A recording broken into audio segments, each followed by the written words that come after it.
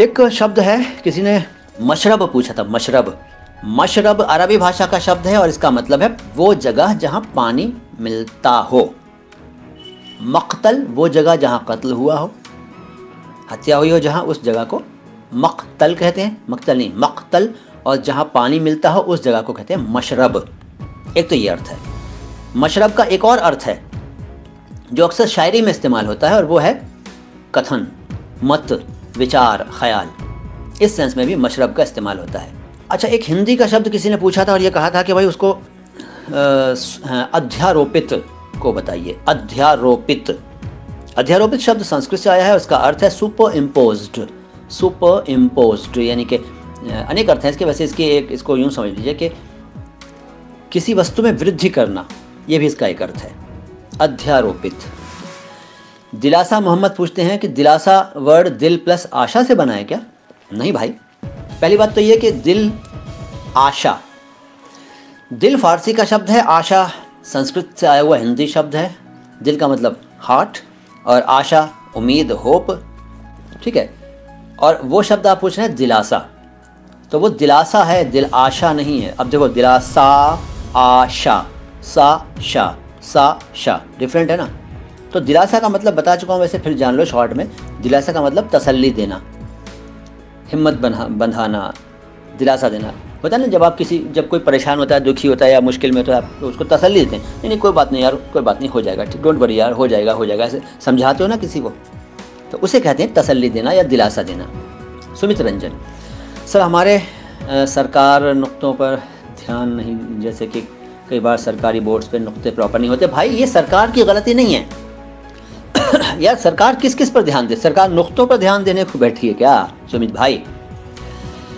हाँ, अब सरकार वाकई, वैसे सरकार का मतलब बड़े विस्तृत अर्थों में है।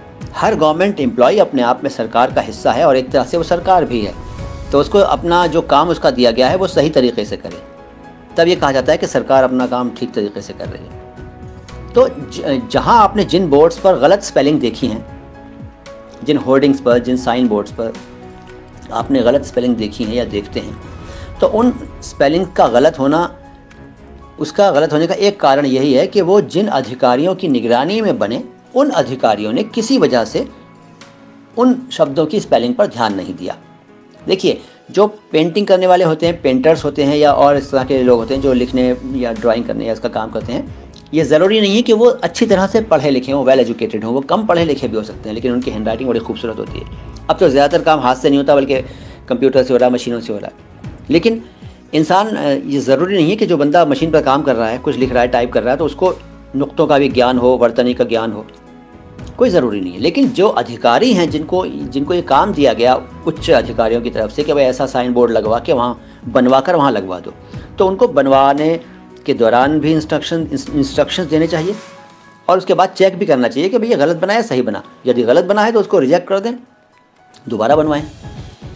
लेकिन ये सब कहाँ होता है यार? सबको भाषा की चिंता इतनी थोड़ी है, और भाषा के लोग ये मानते हैं कि भाषा के गलत हो जाने से क्या फ़र्क पड़ता है। बस यही जो मेंटालिटी है ना, इस वजह से आपको सड़कों पर साइन बोर्ड्स अक्सर गलत मिल जाते हैं। और सरकार के क्या, प्राइवेट में भी बहुत गलत मिलते हैं। एक मिसाल देता हूँ आपको। आप जब हाईवेज़ पर निकलते हैं, या हाईवेज़ को छोड़िए, शहर में जब आप घूम रहे होते हैं, तो जगह जगह आपको ढाबा शब्द लिखा मिलता है। ढाबा, उसमें ढ के नीचे नुक्ता लगा होता है, अब वो होता है ढ़ाबा।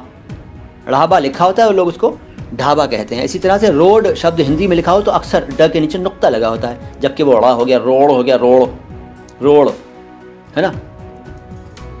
मैंने एक जगह देखा हिंदी में रेड क्रॉस लिखा था, रेड क्रॉस, तो वहाँ ड के नीचे नुक्ता लगा हुआ था, तो वो हो गया रेड क्रॉस। लेकिन लोग उसको रेड क्रॉस पढ़ रहे हैं और लिख रहे हैं, मान रहे हैं, कोई किसी पर असर नहीं पड़ रहा है। तो इस तरह से हिंदी का अपमान होता है भाई।